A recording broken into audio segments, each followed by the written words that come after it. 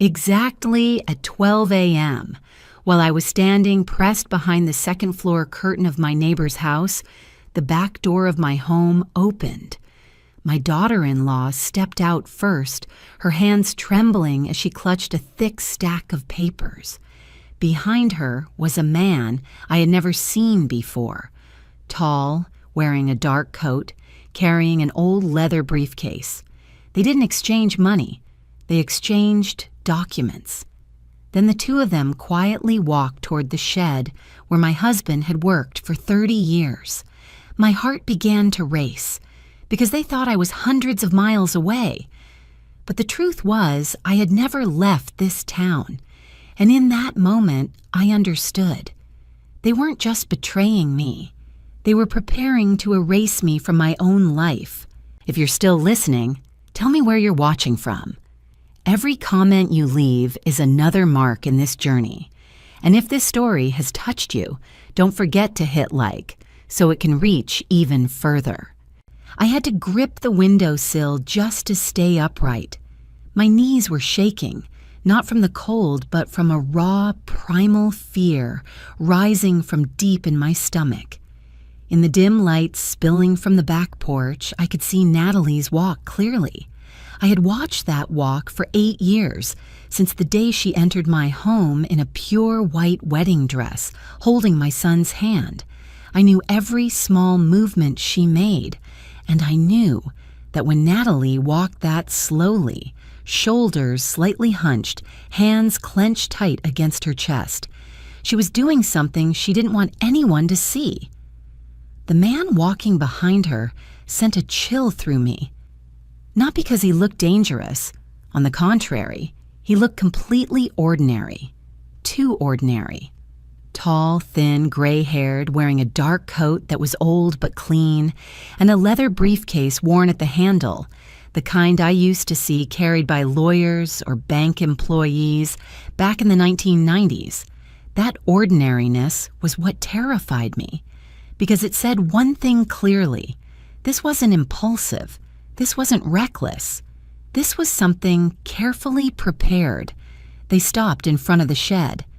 That shed. God. My heart tightened when I saw that old wooden door. My husband, Harold, had built it with his own hands.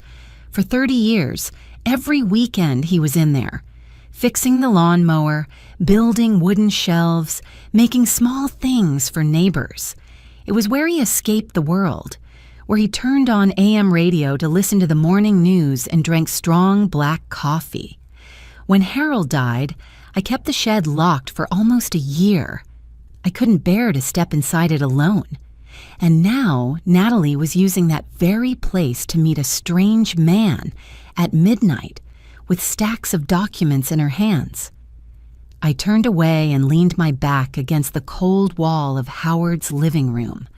Howard Klein, the neighbor who had lived across from me for more than 20 years.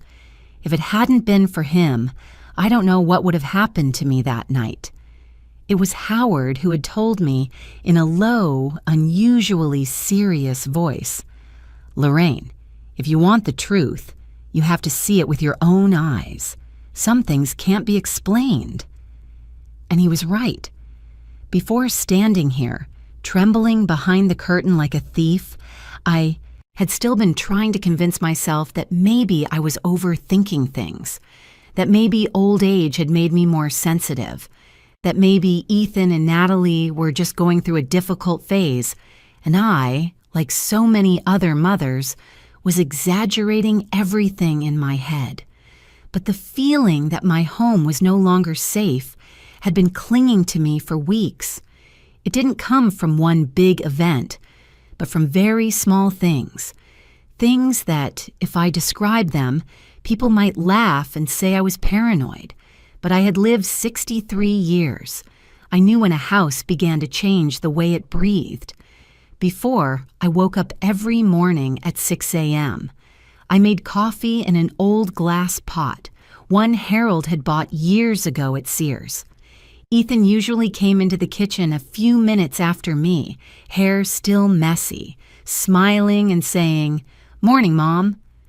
Natalie came down later, usually after 7 a.m., neat, lightly scented with perfume. We used to have quiet but comfortable breakfasts. Then everything changed. Ethan started coming down later. Some mornings I didn't see him until I had already finished cleaning up. Natalie began whispering to Ethan in the living room. Every time I walked in, the conversation stopped immediately. Ethan looked down at his phone. Natalie smiled, a smile so stiff it felt like a mask. I started noticing my son's eyes. He no longer looked straight at me the way he used to. He avoided my gaze, as if he were afraid I might read something there. And then there was the room, my old bedroom with Harold. After he passed, I had cleared it out, leaving only a few memory boxes and a wooden cabinet. That room had always been open, until one day I realized the door was locked. At first I said nothing. I just stood there, my hand resting on the cold lock, a new lock, not the old one. "Oh, that room?" Natalie said when I asked. "We locked it because it's damp, Mom. We didn't want your things getting moldy." Her voice was too quick, too smooth, as if she had practiced the answer. I nodded, but inside, a cold stone dropped. Then there were the nights I heard noises, not loud, not clear. Just soft footsteps, a door opening and closing. Some nights I heard the faint sound of a suitcase rolling across the wooden floor. When I stepped into the hallway, everything was silent, as if nothing had happened. I began to wonder if I was imagining things. That was why the idea of pretending to visit my sister came to me. It made me feel both ashamed and relieved. I hated lying to my son, but I hated even more the feeling of being pushed aside, treated like someone no longer clear-headed enough to understand what was happening in her own home. I told Ethan and Natalie I was going to Spokane to visit my sister for 1 week. I kept my voice casual. I even joked that I needed a change of scenery. Their reaction made my heart tighten. Ethan looked up too quickly. His eyes lit up for a split second. Then he caught himself. Natalie smiled. A wide, bright smile, far bigger than necessary. "That's wonderful, Mom," Natalie said. "You should take a little rest." Ethan nodded again and again. "Yeah, Mom. We'll take care of everything here." The way he said everything kept me awake all night. I packed my suitcase in front of them. I called my sister right there in the living room. I let them hear me talk about bus times, about how long I'd stay. I played the role of a slightly scatterbrained old mother so well that even I felt uncomfortable. Ethan insisted on driving me to the bus station. He wanted to be sure I left. I let him drive me. I hugged him. I looked into my son's eyes, the eyes I had looked into since the day he was born, and I saw no guilt, only urgency. I didn't get on the bus. I waited until Ethan left, then took a taxi back. Howard was already waiting. He didn't ask many questions. He just opened the door, led me upstairs, and pulled the curtain closed. "You need to see," he said again. And now I was seeing. Natalie and the man had gone into the shed. The door closed. A dim light turned on inside, shining through the dusty window. I saw shadows moving. I couldn't hear what they said, but I saw Natalie hand the stack of papers to the man. He flipped through each page, nodding slowly. That wasn't the scene of a cash exchange. That was the scene of an agreement. A naked fear squeezed my chest. Not fear of losing money, not fear of being used, but something deeper, darker. The fear of being erased, decided for, treated like a burden that needed to be handled. Howard stood behind me in silence. I knew he was seeing the same thing I was. The first night I watched my own house gave me my answer, and it was more horrifying than anything I had imagined. I stood there long after the light in the shed went out completely. Howard gently touched my shoulder, reminding me that I was still breathing, still standing in his quiet living room, not trapped in a nightmare. I nodded, pulled the curtain closed, and sat down in the old armchair. My hands were ice cold, but my mind was burning. Dozens of questions flooded in, none fully answered. I knew only one thing. What I had just seen could not be separated from my past, from that house, from the life I had spent decades building. Harold and I met when we were very young. I was just in my early 20s, working part-time at a small-town library. Harold was an electrician, always smelling faintly of metal and machine oil. He didn't talk much, but every word was solid. We weren't rich, we never were, but we knew we were building something lasting. When we bought the land, it was just an empty lot, patchy grass, wind blowing straight through. Harold held my hand, pointed ahead, and said, "This will be our home." The house was built little by little.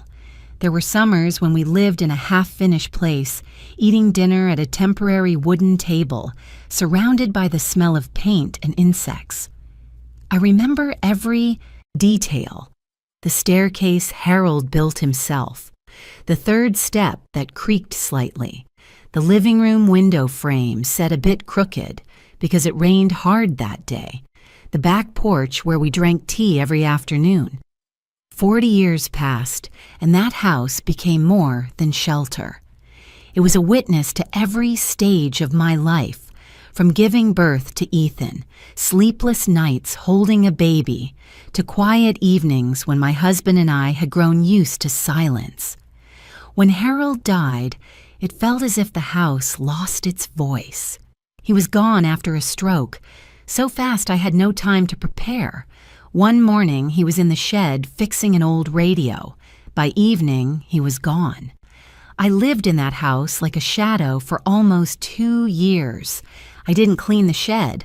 I didn't touch his clothes in the closet. I just moved through familiar rooms, trying not to touch the empty spaces. It was during that time that Ethan began staying over more often. At first, a few nights a week. Then gradually, he said he and Natalie wanted to move in with me. Ethan said I shouldn't live alone anymore. Natalie said the house was big enough that 3 people would make it warmer. I remember that night clearly, sitting across from me at the dining table, warm yellow light overhead, voices soft and caring.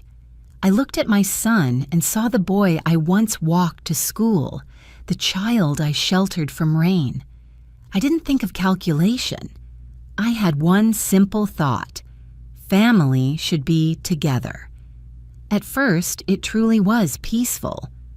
Natalie woke up early to make breakfast. She always asked what I wanted to eat or drink. Sometimes she baked apple pie and placed it in front of me, saying it was her mother's recipe, but she wanted me to try it first. Ethan fixed the fence, replaced light bulbs, painted the north wall Harold had planned to do but never finished. When I spoke about my husband, Ethan listened closely. Natalie nodded, placed her hand over mine in shared sympathy. I believed them, completely. Some evenings, the 3 of us sat watching television, talking about nothing important. I told Natalie old stories about the house, every corner, every memory. She listened, asked questions, remembered. I felt relieved thinking the house wouldn't be abandoned, that it still had laughter and warmth. I even thought maybe this was how Harold stayed with me, through our son and his small family. But the warmth slowly changed, so gradually I didn't notice at first. There were no arguments, no harsh words, just tiny shifts. Natalie started rearranging things without asking. Familiar items were moved. Once I couldn't find the wooden box Harold made for me. Natalie said she'd put it in storage to keep the house tidy. I nodded but felt a quiet loss. Ethan was home less in the evenings. He said work was busy. When he was home, he sat on his phone replying quickly, then putting it away when I walked in. I didn't ask. I thought I should respect his privacy. Natalie stayed gentle, but her smile was no longer natural. She cared for me in a very proper, very correct way. So correct that sometimes I felt less like a mother and more like someone being managed. I still believed, because I didn't want to think otherwise. That may have been my greatest mistake. I didn't realize that, little by little, I was being pushed to the edge of my own home. No one said it outright. No one told me to stay out of the way or be quiet. But small decisions were made without me. Conversations happened when I wasn't there. Doors closed softly behind my back. I had opened the first door to all of this with trust, a mother's trust, that her child would never harm her. That care was genuine, not a disguise. Sitting in Howard's living room that night, I saw it clearly. That 40-year-old house wasn't just being used for something I didn't understand. It had become the stage for a play where I, the true owner, had been written out of the leading role long ago. After that night, I could no longer go back to being someone who didn't know, even though I still didn't see the whole picture. I sat quietly in Howard's living room, listening to the steady ticking of the wall clock, like a borrowed heartbeat. Outside, the night wind moved through bare maple trees, brushing against the glass. I told myself to stay calm, that what I'd seen might only be part of something. But the more I tried to reassure myself, the more I remembered the small signs that had been there all along, like tiny cracks in a glass cup I had pretended not to see. I remembered the first time conversation stopped when I appeared. It was a Sunday afternoon, light rain falling, the kind that covers a town in gray mist. I had just come back from church, still holding the service program. When I walked into the living room, I heard Ethan and Natalie talking. Low voices, urgent. I caught only a few scattered words like paperwork and appointment, and then silence. Natalie turned, smiling far too brightly, asking if I wanted tea. Ethan bent down to tie his shoes, as if he'd dropped something. I stood there for a few seconds, feeling like I'd stepped into a room everyone wanted to lock before I entered. After that, the pattern repeated. I stepped into the kitchen. Whispers vanished. I walked into the hallway. The topic changed to weather or food. What frightened me wasn't the silence, but the coordination, as if they'd practiced, as if there was an unspoken rule. When Mom's here, don't talk. The phone, too. I wasn't the type to snoop. I even found it a little funny how younger people glued themselves to screens. But Ethan, he was my son. I knew his breathing, his expressions when he was worried, happy, or hiding something. Some mornings, he sat at the breakfast table scrolling fast. When I walked in, he flipped the screen down or shoved it into his pocket, reflexively. If it were work, he wouldn't need to hide it. If it were personal, he wouldn't react. Like that. That hurried motion looked like someone caught doing something wrong. I asked casually once, keeping my voice light. "Is something going on, Ethan?" He looked at me, smiled faintly, said, "Nothing, Mom. Just small stuff." But his eyes wouldn't settle.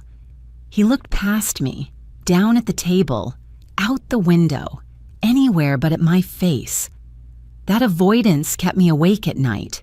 I had given birth to him, held him through fevers, watched him learn to walk and write. I knew how clear those eyes once were, and now they looked at me like I was an inconvenience, like I was in the way, not a mother.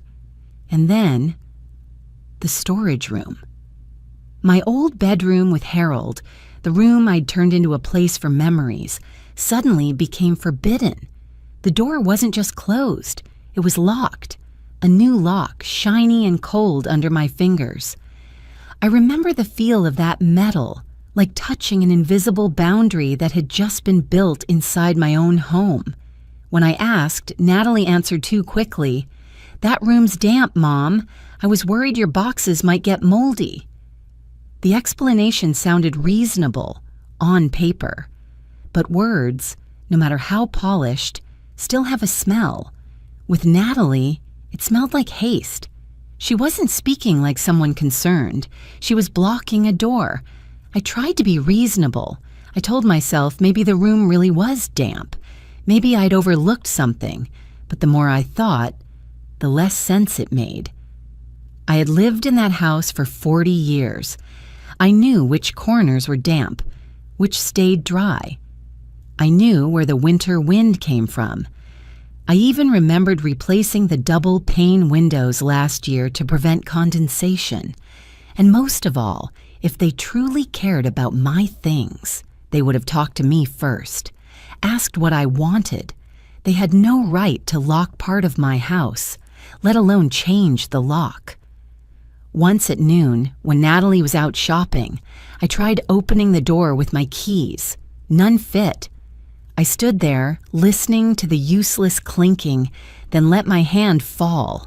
My heart pounded, not with anger, but with the quiet realization of being stripped of authority. As if no one needed to hit you or yell, changing a lock was enough to say, "You're no longer in charge here." The nights that followed became a stretch of nights when I slept without truly sleeping. I lay in my room with the bedside lamp dimly lit, listening to the sounds of the house the way people listen to breaking news. There was the soft creak of the wooden floor in the hallway, the sound of a door opening and then closing. Some nights, close to 11 p.m., I heard a very distinct sound, the rolling of suitcase wheels across the floor, very light, as if someone deliberately lifted it whenever they passed over a spot that might creak. I sat upright, my heart pounding, listening.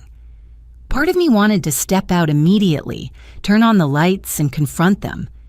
But another part, the part that had lived long enough to understand how cruel people can become when they are cornered, held me back. I was afraid I would step out and be met with that look of pity, the kind people reserve for an old woman who imagines things.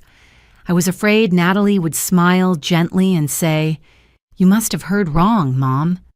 I was afraid Ethan would sigh as if I were bothering them, and most frightening of all, I was afraid they would know I was paying attention.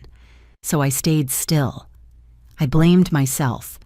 I scolded myself for becoming suspicious because of my age, for reading too many stories online about ugly family situations.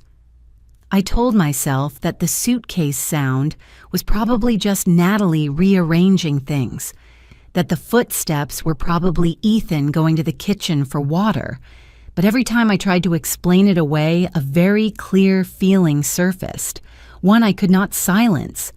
A mother's instinct. That instinct doesn't speak in words.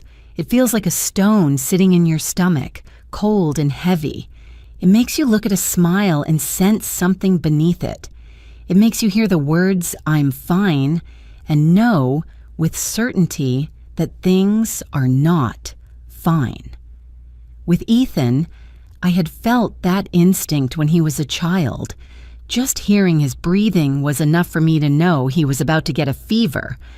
I trusted that instinct more than any doctor's words, and now that instinct was screaming that something was seriously wrong.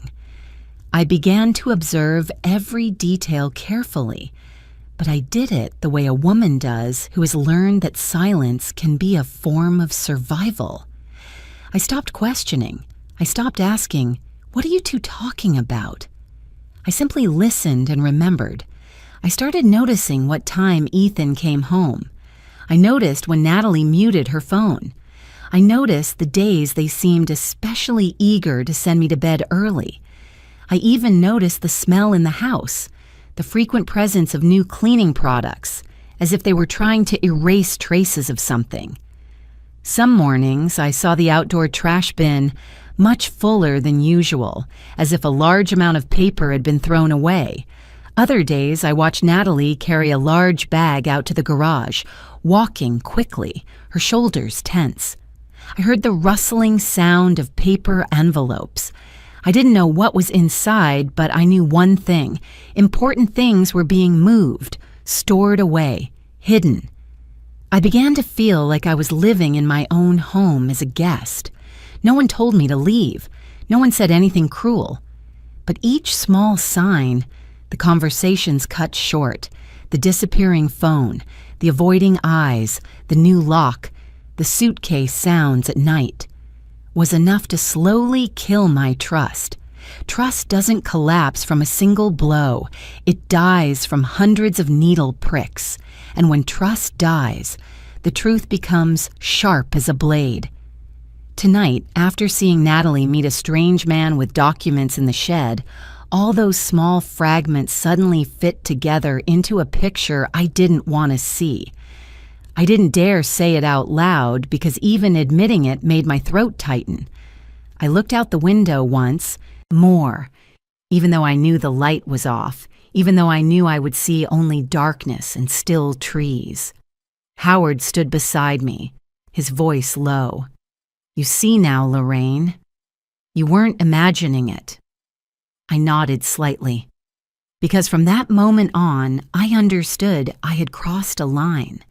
I was no longer just a mother hoping for peace in old age. I had become a woman who had to protect herself, with wide open eyes, a sharp memory, and a cold patience I never thought I possessed. I didn't take my eyes off my house for the rest of that night.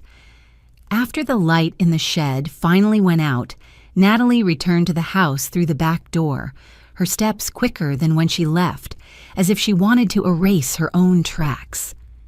The door closed very softly, almost without a sound. Then everything sank into silence. Silence so deep I could hear my own heartbeat in my ears. I thought it might have been a one-time thing, that somehow, in a way I didn't yet understand, it would end there. But my instinct, the same instinct that had robbed me of sleep for weeks, would not allow that hope. I stayed there behind the thin curtain, waiting, like a night watchman guarding my own home. And then I saw them. Close to 10 p.m. the next night, a gray sedan pulled up in front of my house. The headlights turned off immediately. 2 people stepped out, a young woman and a man in his 40s. They didn't speak loudly. The woman pulled a medium-sized suitcase, its wheels rolling over the stone walkway. The man wore a backpack, the straps pulled tight across his chest. I recognized that kind of luggage immediately, not for a short dinner visit, but for an overnight stay.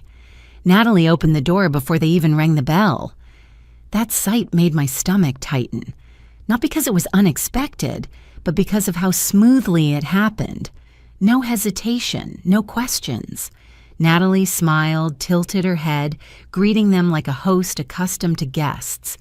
They exchanged a few brief words. I couldn't hear them, but I saw the gesture clearly. The man pulled out his wallet, took out a few neatly folded bills, and placed them in Natalie's hand. She didn't count them. She simply nodded and stepped aside, signaling them to enter. Cash. In that moment, all doubt inside me turned into something heavy and undeniable. This wasn't paperwork. It wasn't a personal connection. It wasn't a casual visit. It was cash. And Natalie accepted it with a practiced motion. Howard stood beside me, breathing quietly. I didn't turn to look at him, but I knew he was seeing the same thing. The suitcase was pulled into the house. The door closed. The living room curtain shifted slightly, then went still. A while later, I saw the light come on in the upstairs hallway. Then the light from the locked room inside the house, not the shed, the room that had once been my bedroom.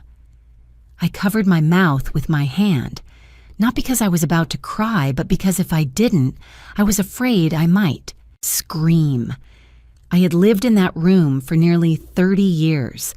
I knew how the light spilled from the window when the lamp was on. I knew the position of the fixture, the angle of its glow.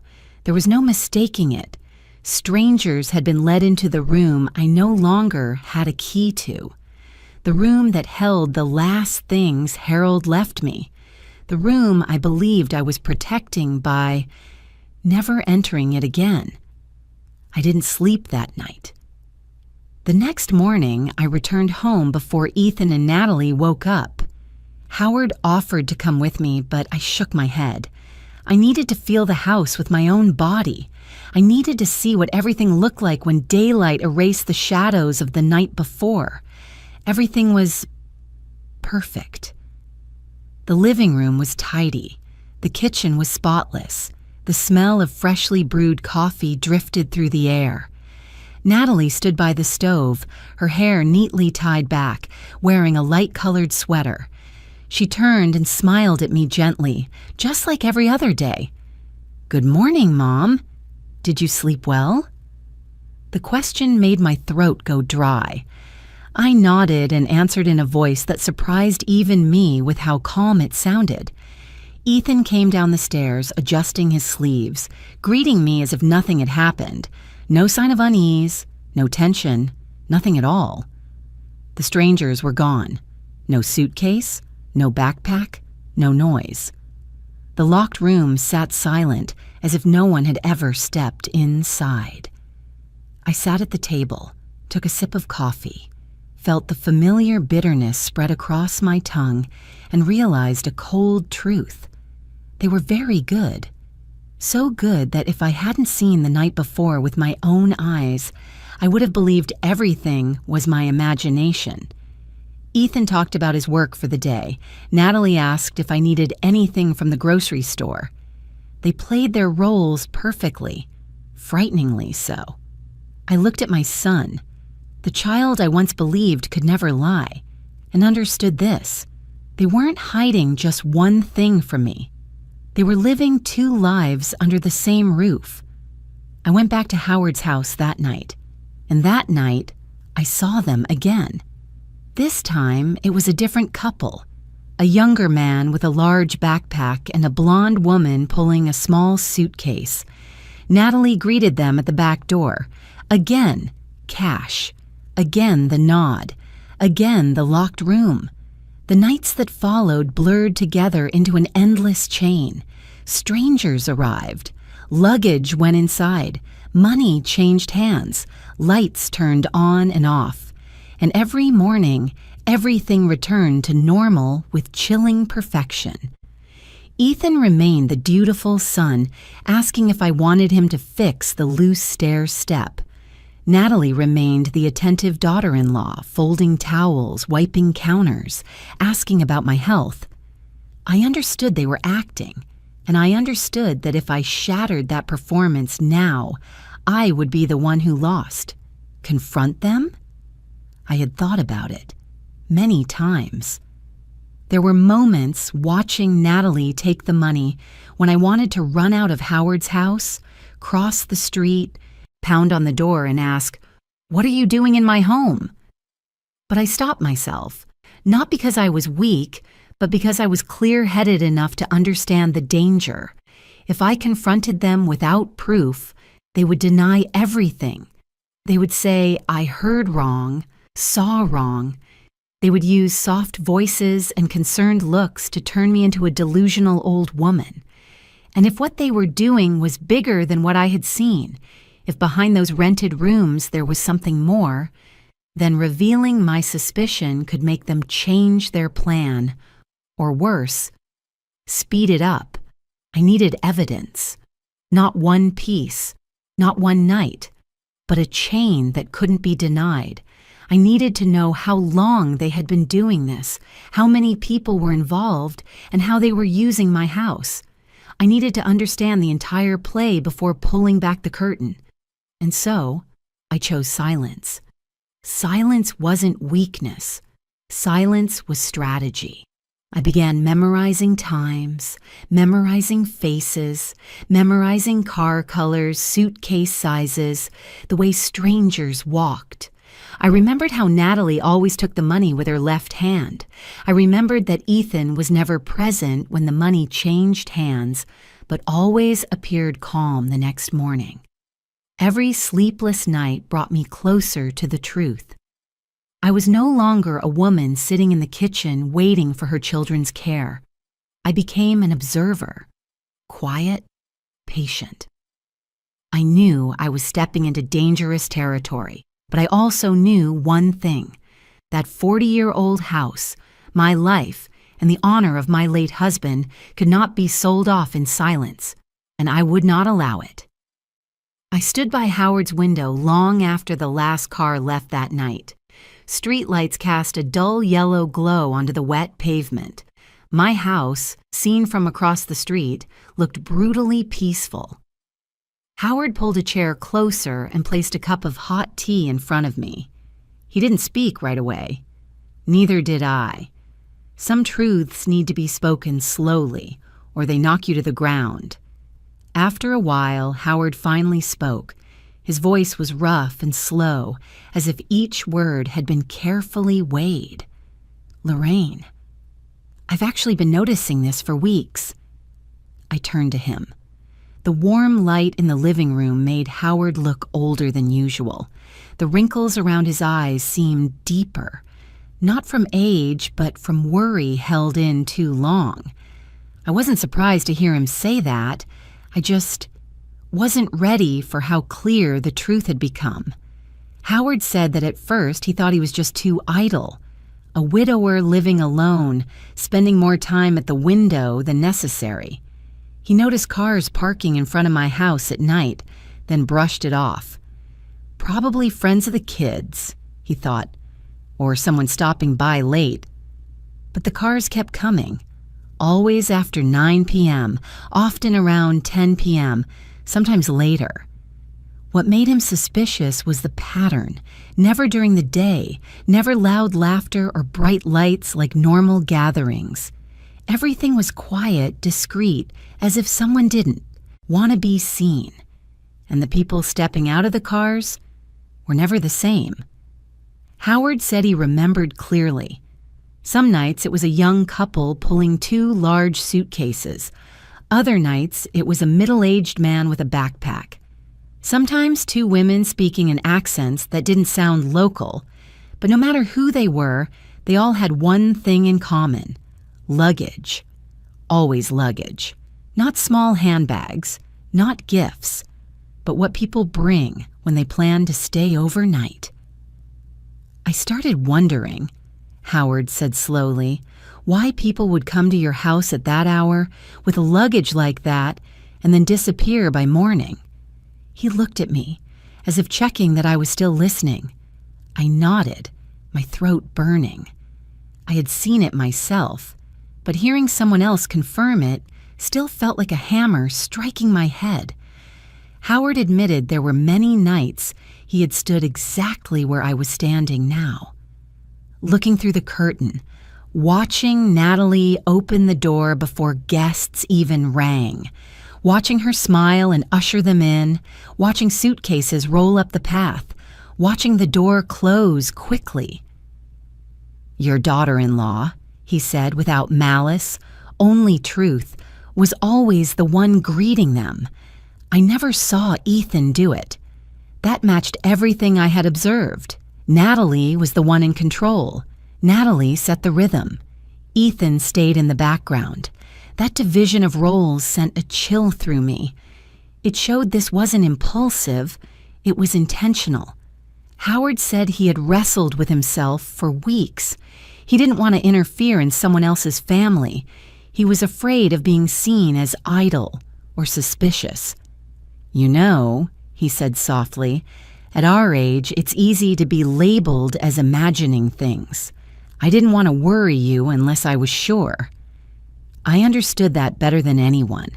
I had labeled myself that way just to keep living in false peace. But then one night, Howard paused, took a sip of tea, as if steadying himself. He said that night was colder than usual. He was awake with insomnia, and he saw something that erased all doubt. Natalie opened the door, as usual. A man stepped in, pulling a suitcase. But before going inside, the man stopped and pulled out his wallet. Howard saw clearly because the porch light was on. Bills were taken out, folded, and placed in Natalie's hand. She took them, quickly tucked them into her coat pocket, and led the guest inside. There was no more doubt after that, Howard said. No one hands over cash like that just to visit friends. When he said that, I closed my eyes for a moment. I didn't need him to continue, but he did, because some truths need to be spoken to be undeniable. He said that from that moment on, he knew my house had been turned into something else. No longer a family home, but a place of transactions, a place of exchange, an illegal boarding house operating in silence. I opened my eyes. I wasn't as shocked as I expected. There was no spinning, no collapse. Instead, there was a strange stillness, as if part of me had known this answer for a long time and simply hadn't dared to name it. "Thank you," I said, my voice hoarse but steady. "Thank you for telling me." Howard shook his head. "I'm sorry I didn't say something sooner." I looked at him and saw not curiosity or judgment in his eyes, but the guilt of a good neighbor. I knew he owed me nothing. I, too, had chosen silence for too long. When Howard said the words, "illegal boarding house," it didn't surprise me. It only completed the picture. The sleepless nights, the suitcases, the cash, the locked room, everything fit together in a terrifying way. I thought of Harold's room, of his belongings being touched and used by strangers who didn't know who they belonged to. A sharp pain pierced my chest, but it didn't break me. It sharpened me. I told Howard I wasn't surprised. He looked at me, slightly startled. I gave a sad smile. "I felt it for a long time," I said. "I just didn't want to believe it." We sat there in the small living room, listening to the night. No one spoke for a while, but in my mind another thought, heavier than the rest, began to take shape. If they dared to turn my home into an illegal rental, if they dared to take cash from strangers under my roof, then what else was happening that I hadn't seen yet? I had seen enough to know this wasn't something small. But deep down, I also knew that the nights of renting out rooms were only the surface. There was something behind those stacks of papers I saw in the shed, something tied to the urgency, to the way Natalie controlled everything, to the way Ethan avoided my eyes. I looked at my house again through the window. It stood there, silent, like a mute witness to everything happening inside. I wasn't shocked to learn it had been turned into an illegal boarding house. I had prepared myself for that truth, even if I didn't want it. But I also understood something that weighed even heavier on my heart. When people are willing to do something that wrong, they rarely stop there. I knew, very clearly, that something worse was waiting ahead. And I also knew that from this moment on, I had no choice but to face it, even if the cost might be everything I had ever trusted. The next morning, when the sunlight just brushed the edge of the kitchen windowsill, I knew it was time to take another step, not a step back, a step into a different role. I sat at the dining table, my hands wrapped around a steaming cup of coffee, trying to keep my voice as normal as possible when I said the sentence I had prepared all night. "I think I'll go visit my sister for a week." The words dropped into the quiet space like a small stone tossed into a still lake. Ethan looked up first. Natalie stopped folding towels. In a very brief moment, so brief that if I hadn't been watching them closely, I would have missed it, I saw something flicker. Not worry, not surprise, but relief, almost happiness. "Really, Mom?" Natalie asked, her voice slightly higher than usual. "Is she doing well?" I nodded. "She is. She's called a few times already, saying it's been too long since we last saw each other." Ethan set his coffee cup down and smiled at me. You should go. A change of scenery would be good. Staying home all the time gets boring. Boring. The words sounded so light, as if this house were no longer a place that belonged to me. I watched them more closely as we talked. Natalie asked how many days I would be gone, how I was traveling, whether she should prepare food in advance. Ethan nodded repeatedly, occasionally adding things like, "You deserve a rest," or "We'll take care of the house." Every word was polite, perfectly appropriate. But that very perfection made my skin crawl. There was no hesitation, no questions like, "Are you okay traveling alone?" or "Should I go with you?" They wanted me to go, and they didn't hide it well enough. That afternoon, I took my old suitcase out of the closet. The brown one worn at the corners, the one Harold and I used for long trips. I placed it in the middle of the living room, opened it, and began packing. I did it slowly, deliberately. I wanted them to see.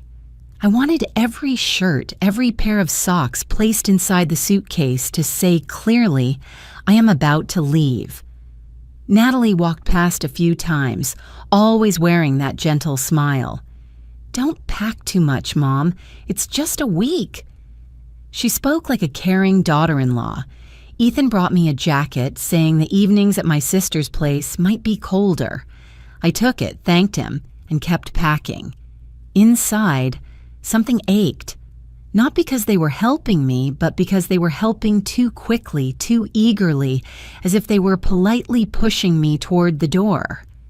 That evening, I picked up my phone and called my sister. In truth, I called the voicemail of an old number I knew no one answered anymore. I spoke loudly enough for them to hear. I laughed, asked how she was doing, said I would be leaving in the morning, said I missed her. I even pretended to debate which jacket I should bring. Natalie stood in the kitchen, Ethan in the living room. They listened, and I knew that in their minds, everything was going exactly according to plan. The next morning, Ethan offered to drive me to the bus station. "I'll take you. It's easier that way," he said, sounding relieved. I nodded, pretended to hesitate for a moment, then agreed. Natalie helped carry my suitcase to the car. She hugged me, patted my back, and said, "Have a safe trip." That hug had no warmth. It felt like a ritual. On the way to the station, Ethan talked about small things, work, the weather, traffic. I watched my son through the rear-view mirror. He focused on driving, occasionally glancing at me. There was nothing that looked like concern from a son seeing his mother off.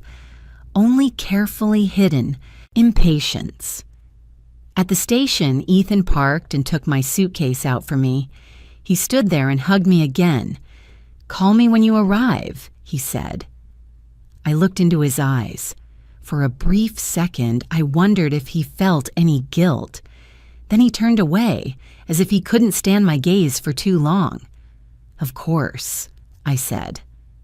I walked into the station, pulling my suitcase behind me. I passed the ticket gate. I didn't look back. I knew that if I did, I would see Ethan standing there, waiting for me to board, not out of worry, but to make sure I truly left.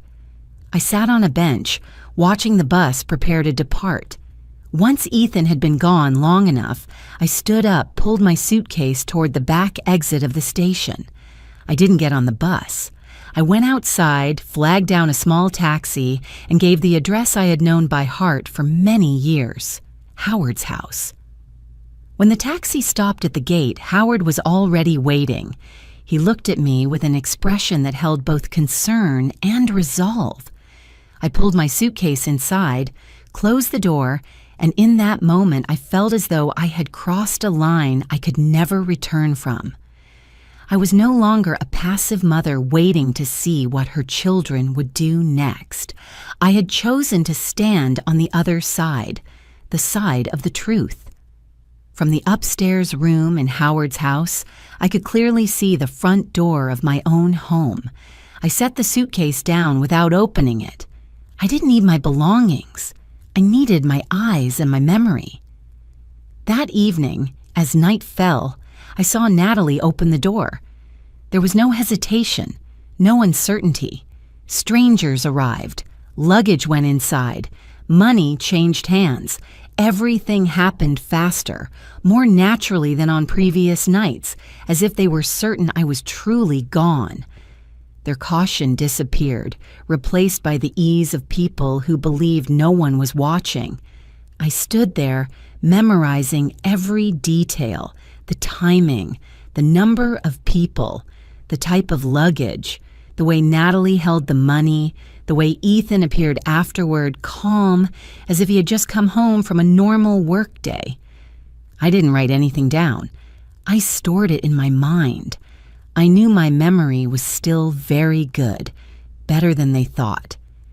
The second night, the third night, I stayed there. I became a witness to my own home.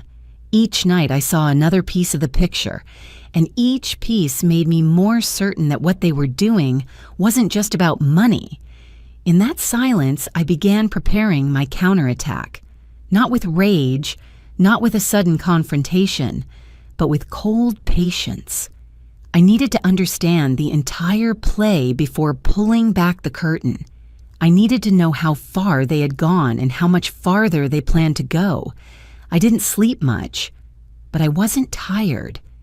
There is a kind of clarity that appears only when you know you are standing at a major turning point. I felt it clearly with every breath. I had left the house, in name only. In reality, I was coming back stronger than ever. On the third night after I had left town, I began to see the entire picture that had previously appeared only in fragments. My house was no longer operating like a family home. It had shifted into a different rhythm, cold and precise, like a machine that had been carefully oiled. Couples arrived so regularly that I could predict it. Usually after 7 p.m., when the sky began to darken and the surrounding houses turned on their lights, the first car appeared. Some nights it was a black SUV, other nights a silver sedan, sometimes a rental car with company stickers still on it. No one stayed more than one night. No one came back a second time. But the common thread never changed. They always brought luggage, and they always arrived with the cautious air of people who didn't want to be recognized. Natalie greeted them like someone completely accustomed to it. She didn't need to check her phone or look at the clock. She knew exactly when they would arrive. The door opened before the bell rang. I saw her smile, not a polite smile, but the smile of someone in control. She tilted her head, said a few brief words, then held out her hand. Cash was placed into her palm. No receipts, no questions, just smooth, unspoken understanding. I had never imagined Natalie could do this so skillfully. She led the guests inside, guided them up the stairs, opened the door to the room I had once called the safest place of my life. I saw the light turn on inside, spilling through the window exactly as I remembered. But now it illuminated unfamiliar faces.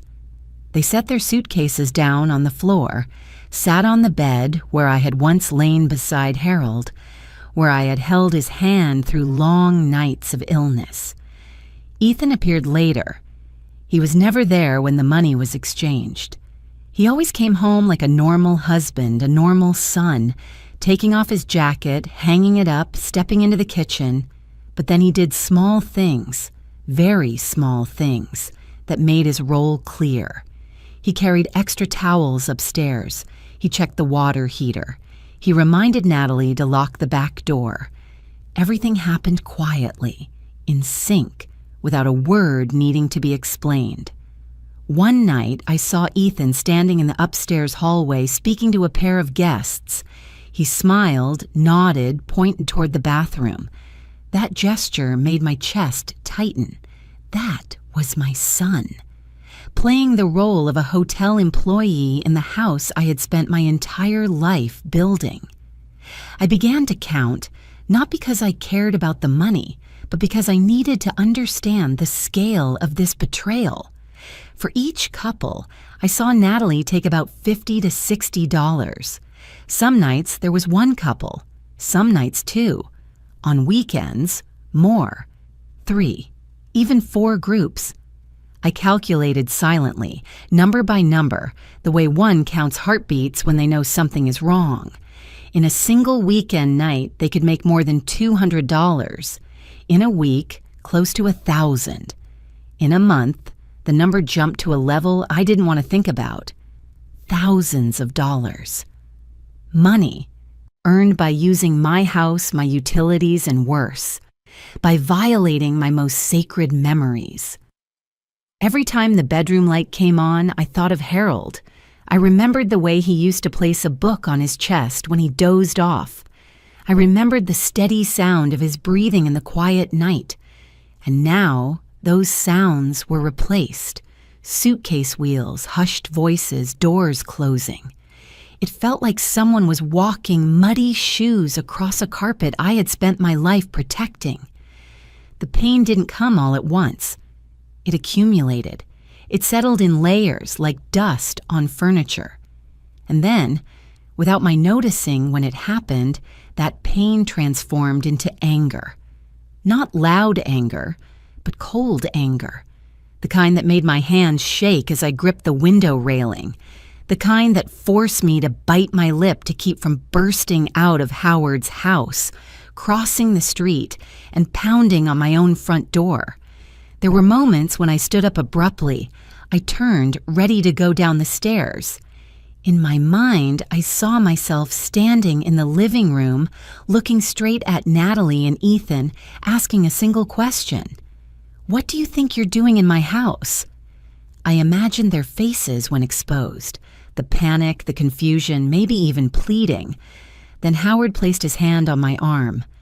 "Don't," he said quietly, but firmly. I turned to him, my eyes burning with anger. "They're humiliating me in my own home," I whispered. "I can't just stand by and watch." Howard shook his head slowly. "I know, but you have to look carefully. If you confront them now, they'll deny it. They'll say it's just a few friends. They'll twist the story until you're the one who seems overly sensitive. And if they're doing this, there's a good chance they're doing something else too." That last sentence stopped me cold. I looked back at the house. Natalie stood in the kitchen, laughing with a newly arrived couple. Ethan carried extra blankets upstairs. Everything ran smoothly, like a system that had been operating for a long time. Howard was right. This wasn't the moment to explode. This was the moment to observe, to remember, to accumulate. I needed to know how far they had gone. I needed to know whether what I was seeing was the bottom or just the surface of something darker. I sat back down and took a deep breath. The anger was still there, burning in my chest, but I forced it to settle, turning it into something else, sharp focus. I told myself every night they hosted guests was a night they left traces. Every dollar they took was evidence, and every memory violated was a reason I could not afford to soften. My house had been turned into a secret hotel, but I hadn't lost it. Not yet. I was still here. I could still see, and I could still remember. I thought I had already seen the worst. I believed that turning my home into a secret hotel, making money from rooms filled with memories, was the lowest point of betrayal. But I was wrong. Some truths don't reveal themselves on their own. They wait to be spoken at the right moment by someone brave enough to break the silence. Howard told me that story on a gray afternoon, with light rain falling on the porch outside. We sat in the kitchen, each holding a cup of tea that had gone cold without either of us noticing. I was still thinking about the night before, about the last pair of guests leaving my house near dawn, when Howard cleared his throat. There was something heavier than usual in the sound.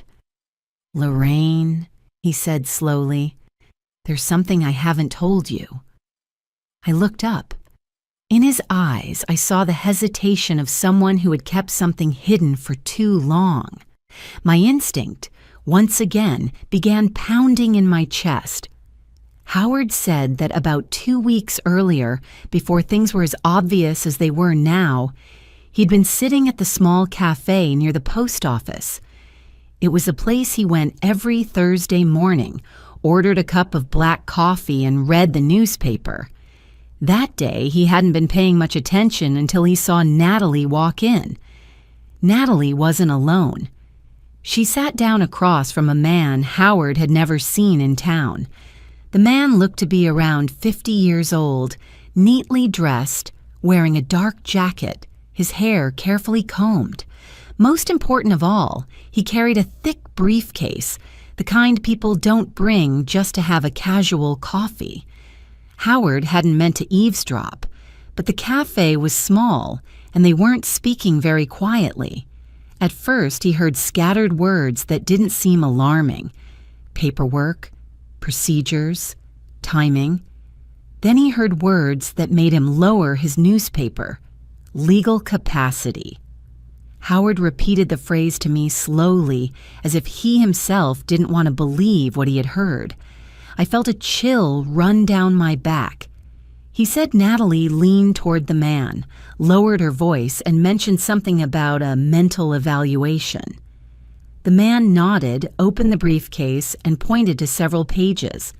Then Howard heard another phrase, one that nearly stopped my heart when he repeated it. Nursing home. I don't remember how I reacted in the seconds that followed. I only remember the cold spreading along my spine, as if someone had poured ice water over me. Those words weren't random. They don't appear in casual conversation. They are the language of law, of planning, of calculation. Howard said he sat there, heart racing, afraid to turn his head and look directly at them. He worried that if they realized he was paying attention, the conversation would stop.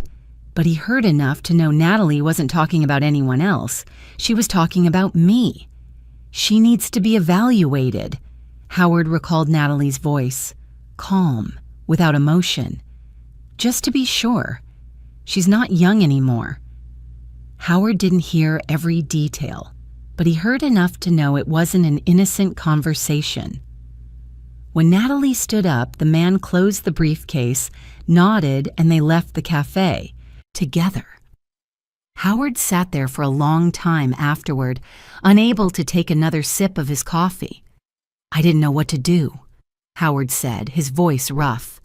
I was afraid I'd heard wrong, and I was afraid if I said something without being sure, I'd scare you. I didn't blame him. Because if I had heard that story from someone else, I might have asked myself the same question. Was I imagining things? But now, with all the pieces laid side by side, the locked rooms, the papers I saw at night, the way they pushed me out of the house, everything became brutally clear. The house wasn't just a source of income, it was the target. And I was the obstacle.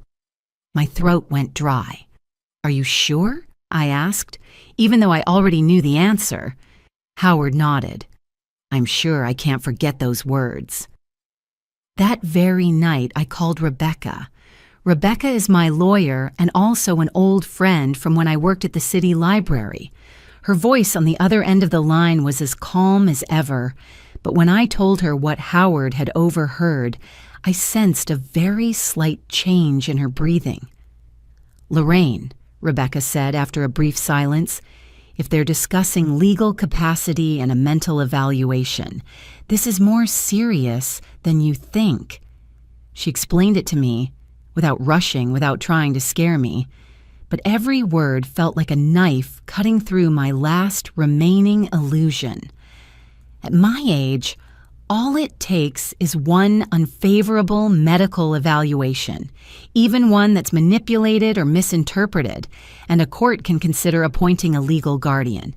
And if that guardian is Ethan, your assets, Rebecca said plainly, could be legally controlled. The house, the bank accounts, medical decisions, everything. I gripped the phone tightly. But I'm completely clear-minded, I said, my voice shaking. I'm not incompetent. I know, Rebecca replied, and that's exactly why you have to act early. Because if they move first, if they build a file, prepare paperwork, create evidence, then you'll be the one who has to prove you're competent instead of them having to prove you're not. That sentence made the full danger crystal clear. This wasn't a sneaky money-making scheme anymore. This was a reversal of power. Once the legal wheels start turning, they don't stop easily. Natalie is very smart, Rebecca continued. And if she's working with someone who understands the law, someone carrying a briefcase, then they're not thinking about just a few $1,000s in room rentals. I sat silently, listening to the rain hit the window. In my mind, the image of Natalie taking cash from guests suddenly seemed small, almost trivial. That was only the first step, a way to generate money, a way to prove they were managing the house effectively, a way to prepare for something much bigger. They want my life, I said quietly, almost to myself. Rebecca didn't deny it. Yes, she said. They want control of everything, legally. When the call ended, I sat there for a long time. I didn't cry. I didn't shake. There was only a deep stillness like a frozen lake. I thought of Ethan, the son I had raised, trusted completely. I thought of Natalie, the woman who had entered my family with a gentle smile. And I realized the most painful part wasn't that they wanted money. It wasn't that they were violating my home. The most painful part was that they had planned to erase me from my own life through legal, cold, methodical means, without leaving any visible trace of cruelty on the surface. I stood up and walked to the window, looking toward my house. The lights were still on. Normal life was still going on inside, but I knew that from this moment on I couldn't hesitate anymore. Because once people start talking about legal capacity and nursing homes, it's no longer a family matter. It's a fight for the right to exist as yourself. I didn't sleep at all that night. Not because I was afraid, but because my mind was painfully clear. Rebecca's words echoed over and over, each sentence like a cold stone dropping onto an already frozen lake. If they moved first, if they prepared enough paperwork and enough evidence, I would be pushed into a position where I had to prove I was still myself. That thought made it impossible for me to sit still another day. The next morning, when Ethan left early for work and Natalie drove out to go shopping, Howard looked at me and, with just a nod, understood what I was about to do. I didn't say it out loud, but we both knew. It was time for me to face the place they believed I would never dare to touch, the shed behind the yard, the place where Harold had spent the last decades of his life fixing small things, building bookshelves for me, and storing tools he could never bring himself to throw away. I walked across the grass, still wet with dew, my heart beating hard but steady. The shed key was still on my old key ring. At least that gave me a small sense that they hadn't managed to replace everything yet. The door opened with its familiar creak. The smell of old wood and machine oil filled my nose, carrying a warmth of memory I didn't have time to indulge. Dim light filtered through the small window, just enough for me to see the old wooden shelves, Harold's workbench, and something that did not belong there at all. A gray metal safe, placed neatly under the table. I froze for a few seconds. My heart pounded harder, not from surprise, but from the cold confirmation of suspicions that had clung to me for weeks. I stepped closer and bent down. The safe wasn't locked. Maybe they were in a hurry, Or maybe they were too confident that no one else would come in here. I opened the safe. Inside was cash, more than I expected. Bundles of bills neatly tied with rubber bands in various denominations.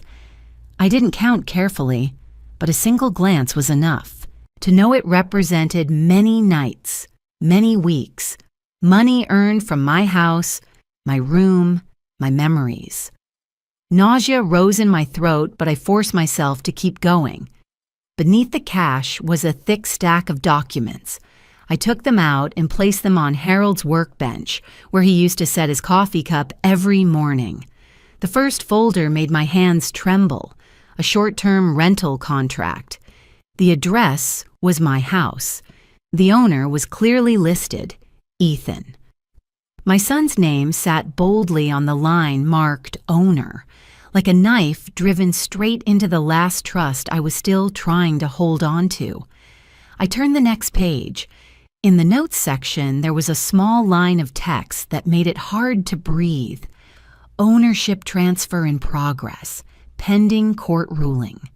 Transfer, pending ruling. I set that stack down, took a deep breath, and continued. There was another file clipped separately with a light-colored cover. On it were words that made my blood run cold. Capacity evaluation. My name was printed clearly. My age. A scheduled evaluation date. The assessment section. Blank. But at the bottom of the page, there was already a doctor's signature. A doctor I had never met. That signature sat there like a forged certainty waiting to be legalized. I flipped the page.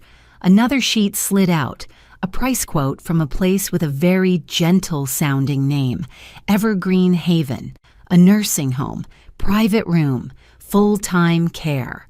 The cost was printed boldly at the bottom, a number so high I had to look twice to make sure I wasn't mistaken. Everything had been calculated. They had chosen where to confine me, priced out the rest of my life the way one selects an item from a catalog. My legs felt weak, but I didn't allow myself to sit down. I knew I had to keep going while I still could. At the bottom of the stack was another document, a full power of attorney. My name was already printed under grantor, Ethan's name under agent. Only one thing was missing, my signature. The line was blank, glaringly white. I could picture the moment they were planning, me signing it while not fully aware, then waking up to realize I had handed everything over myself. A small piece of paper slipped out from between the pages. I picked it up, my hands shaking violently. It was a handwritten note, in Natalie's handwriting. I recognized it instantly. The lines were short, clinical, chilling. It mentioned a sedative, dosage, timing, before the evaluation. No further explanation was needed. Everything was painfully clear. I stood there for a long time, listening to my heart pounding in my chest, as if it were reminding me that I was still alive, that I still had the right to decide. I didn't cry. I didn't scream. For a moment, I wanted to burn everything, to erase every trace of this plot, but I knew that wasn't my path. I took out my phone. Every document, every page, every line, I photographed them all. I made sure the lighting was clear, the signatures sharp. I photographed the safe and the cash inside it. I didn't miss a single detail. Each click of the camera felt like reclaiming a piece of control that had been stolen from me.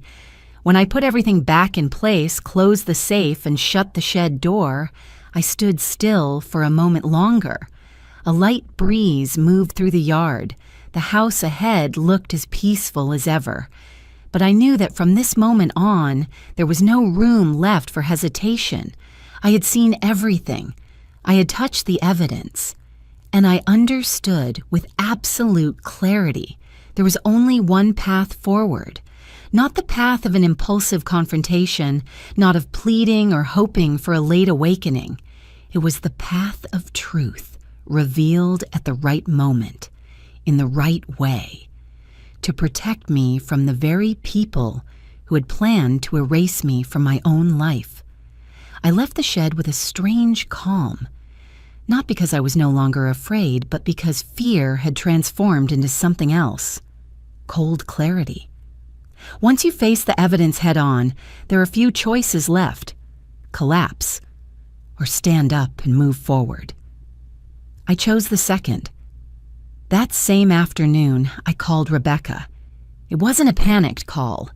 I spoke slowly, clearly, straight to the point.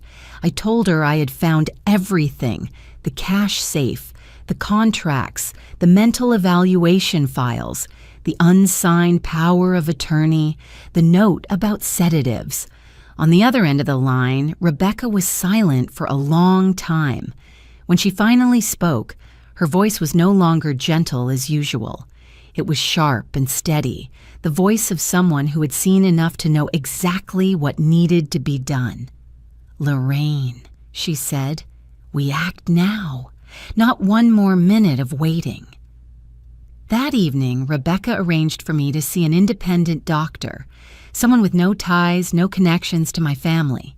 The appointment was discreet but serious.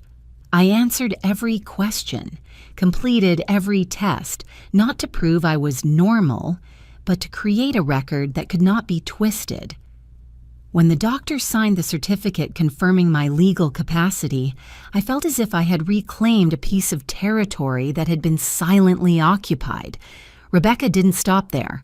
She immediately drafted revocation documents, revoking any and all powers of attorney, present or future. Any document that might have been signed before, if any existed, was rendered invalid. Everything was notarized, stamped, and properly filed. I signed each page, my hand steady. Every signature redrew a boundary. Then came the will. Rebecca asked if I was sure. I nodded. No tears, no hesitation. We revised the will that very night. Everything was written clearly, transparently, leaving no room for vague interpretation. I didn't do it out of spite. I did it for safety, for truth. And because I had come to understand that once family becomes a tool, it is no longer family. When all the paperwork was finished, Rebecca leaned back in her chair and looked at me for a long moment. "Now," she said, "we plan the counterstrike, not to scare them, but to end this." The plan was simple, and that simplicity was exactly what made it effective. I would return home. I would play the role of a mother back from visiting her sister, tired but content. I would change nothing. No suspicion, no probing questions. I would let Ethan and Natalie continue believing everything was unfolding exactly as they had planned. "We don't drag them into the light yet," Rebecca said. "We let them walk into it themselves." I understood. When people believe they're about to win, they become careless. The next evening I went back home. I pulled my suitcase across the threshold, took a deep breath, and rang the doorbell. The door opened quickly. Natalie stood there, her smile flawless, her eyes lighting up in a way I had once mistaken for joy. Now I knew. It was relief. "You're back," she said sweetly. "How was the trip?" "Good," I replied, smiling just enough.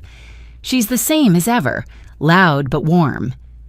Ethan appeared behind Natalie, looked at me, and nodded. He took my suitcase and placed it neatly in the corner. There were no probing questions, no scrutiny. They trusted me, trusted that I was still the woman they believed they could guide. In the days that followed, I lived exactly as before. I woke early, made coffee, read the paper. I asked Natalie if she needed anything from the store. I smiled when Ethan talked about work. I didn't mention the locked room. I didn't bring up the shed. I even appeared a bit more tired, as if the trip had drained me. Everything flowed so smoothly that sometimes I had to remind myself this was a performance, and they didn't suspect a thing. On the contrary, they seemed more confident. I noticed it in the brief whispers they no longer bothered to hide as carefully, in the way Natalie proactively asked if I wanted to schedule a routine health checkup, in the way Ethan talked about arranging things so Mom wouldn't have to worry so much. Those words in another context might have sounded like care, but I knew exactly what they were. They continued their plan. I knew the date and time, not because they said it outright, but because of the pieces I already had, the appointment schedule in the files, the note about sedatives, the half-veiled comments. I knew the evaluation would happen on a weekday morning. I knew they would choose a time when I was usually most groggy. I knew they had already prepared the script, from taking me there to explaining everything to outsiders, and I let them believe they were about to win. I let Natalie make me tea every evening. I let Ethan remind me to go to bed early. I even pretended to forget small things. My keys, my reading glasses, just enough to reinforce the image they were trying to build. Not too much, just enough. Meanwhile, everything Rebecca had prepared was quietly waiting for the right moment. Documents had been filed, records sealed. The people who needed to know knew. I didn't need to shout. I didn't need to run. I just needed to stand still and let the truth do its work. Some nights I lay in my old bedroom, staring at the ceiling, thinking of Harold. I wondered what he would say if he could see me now. He probably wouldn't say much. He would just place his hand over mine the way he used to and tell me I was doing the right thing. I wasn't afraid anymore. Not because the danger had disappeared, but because I had stopped avoiding it. Ethan and Natalie believed they were very close to the finish line. They believed everything was within their grasp. I let them believe that, because some traps only work when the prey walks in wearing a victorious smile. That night came sooner than I expected. Not because time moved quickly, but because everything had already been set in place, waiting only for the final moment to collapse. As darkness settled, the porch lights turned on as they did every evening. I sat in my room with the door slightly ajar, clearly hearing the familiar rhythm of life downstairs. Natalie moved around the kitchen, the soft clink of dishes touching. Ethan went up and down the stairs, checking locks, checking light switches. They didn't realize that this very professionalism had become the most vivid evidence against them.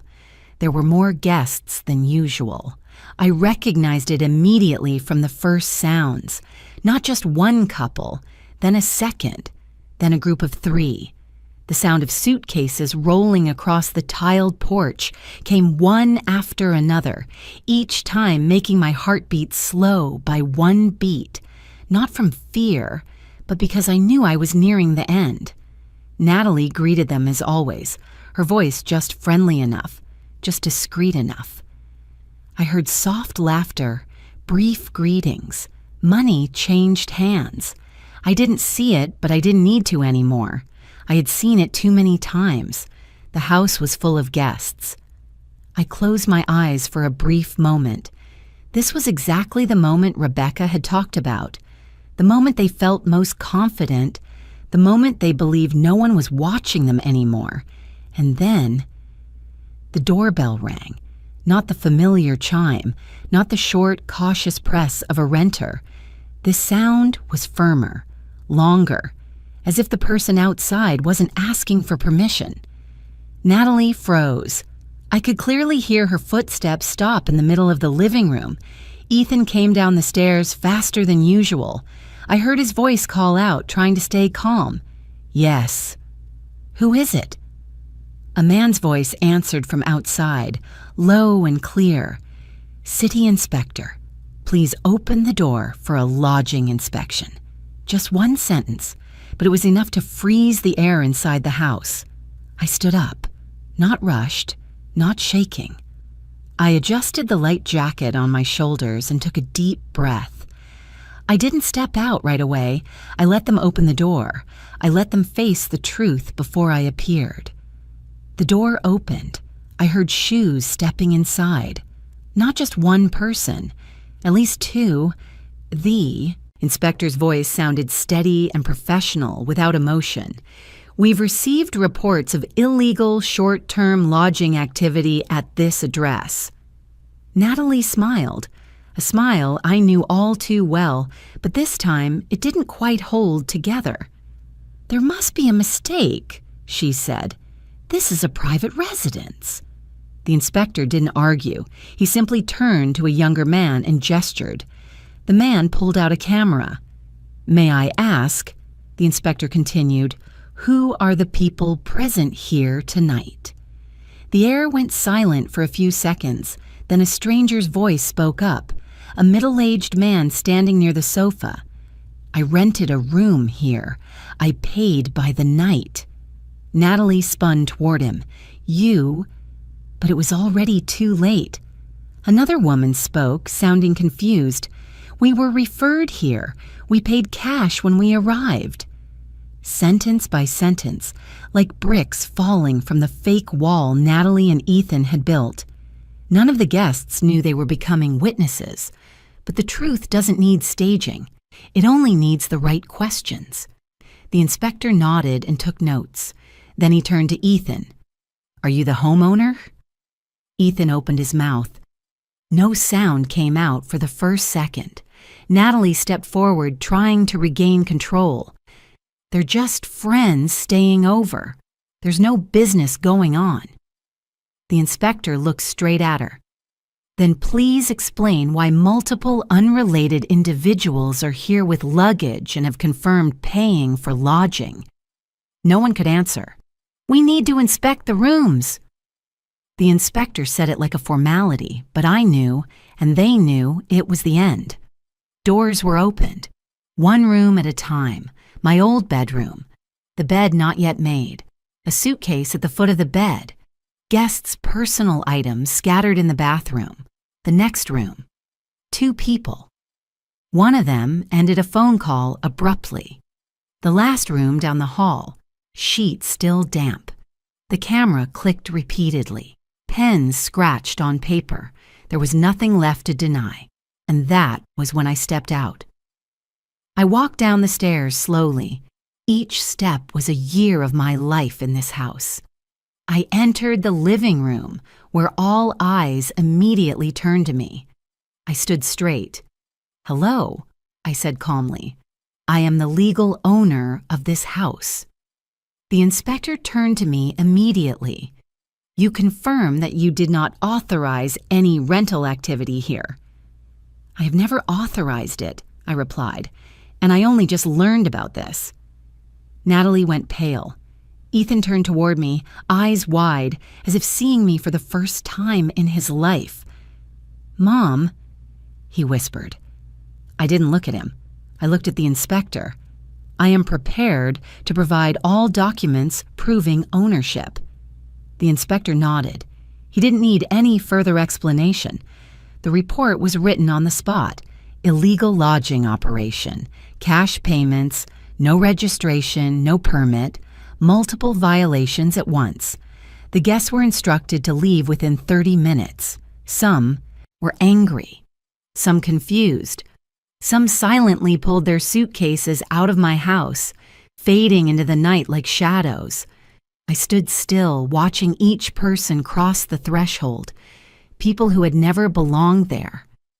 When the door closed for the last time, the living room felt painfully empty.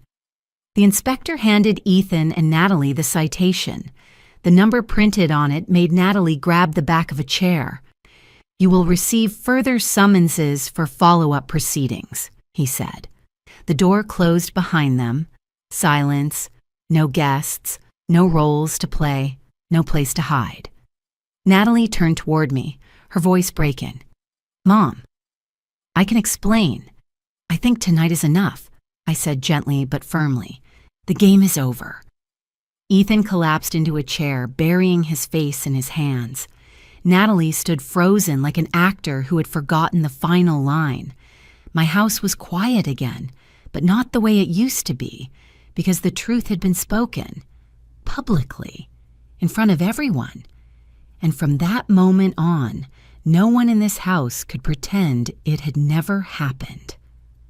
The door closed behind the inspectors, leaving a silence so heavy I could hear the second hand ticking on the wall clock. Ethan still sat there, head bowed, shoulders slumped as if he had aged 10 years overnight. Natalie stood by the dining table, hands clenched together, lips pale, eyes with nowhere left to hide. I was the one who broke the silence. "Ethan," I said my son's name slowly, without raising my voice. "Look up at me." He lifted his head. In his eyes there was no more calculation, no more confidence of someone who thought he was in control. Only the panic of a child caught doing something unforgivable. "How far were you going to take this?" I asked. "Turning my house into an illegal hotel, preparing paperwork to declare me legally incompetent. And then what? Putting me in a nursing home so you could finish signing everything else?" Ethan trembled. "Mom, I didn't mean—" "You did," I cut him off, my voice strangely calm. "You did, because everything was prepared. The capacity evaluation files, the full power of attorney, even notes about sedatives." Natalie broke down sobbing. "I just wanted things to be easier," she said, her voice shattered. "She's old. She can't manage anymore. We were just—" "Stop," I said, turning to look at her for the first time that night. There was no rage in my eyes, only deep exhaustion. "You have no right to decide my life, and you certainly have no right to drug me to get my signature." Natalie collapsed into a chair, burying her face in her hands.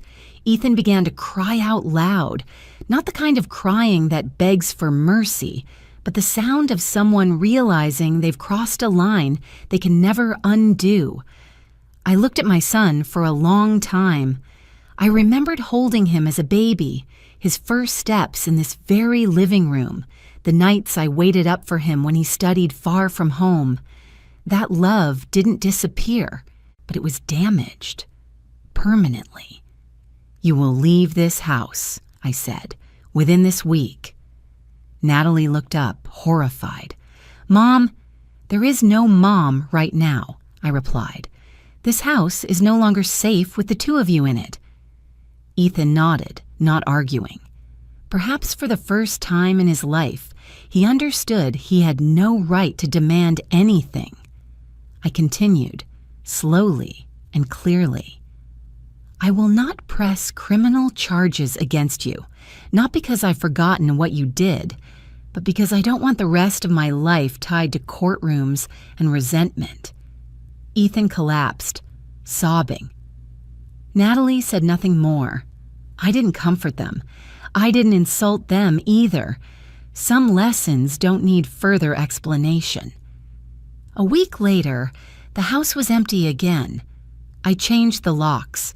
I threw open the rooms that had once been locked.